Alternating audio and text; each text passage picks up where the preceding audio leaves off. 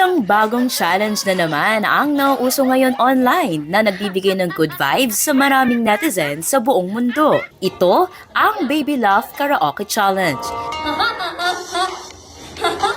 Sa challenge na ito, kailangan mong kantahin ang iconic hit song ni Justin Bieber na Baby, pero gamit lamang ang pagtawa.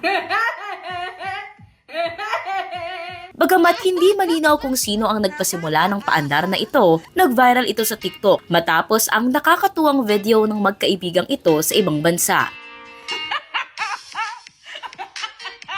Pero may twist, hindi lang sila tumawa, pati iyak, sinama na rin nila.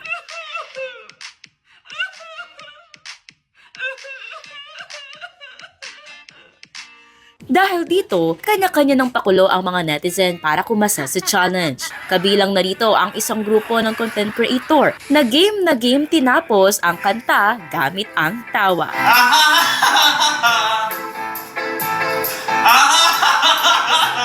Ang resulta, literal na napatawa rin sila sa kani-kanilang kantawa.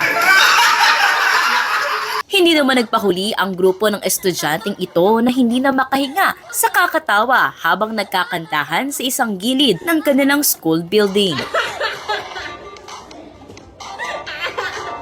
Kung may estudyante, aba, syempre game din ang mga guro.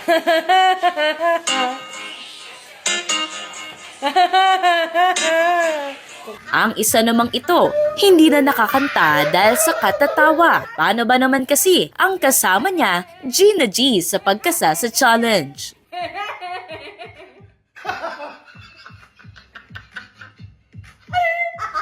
Kaya ang ending, sumayaw na lang siya at sinabayan ang beat ng kanta. Ang dalawa namang ito, hindi alintana ang kanilang mga breaks. Talaga namang kinakareer ang pagkanta gamit ang kanilang tawa. Meron ding pinilit na maitawid ang kanta, pero ang ending, hindi nila natapos ang challenge dahil natawa na rin sila sa kanilang sarili. Sa gitna ng stress at problema, pinakita na naman ng mga Pinoy na kayang-kaya pa rin nating tumawa kahit pa gawin itong kanta.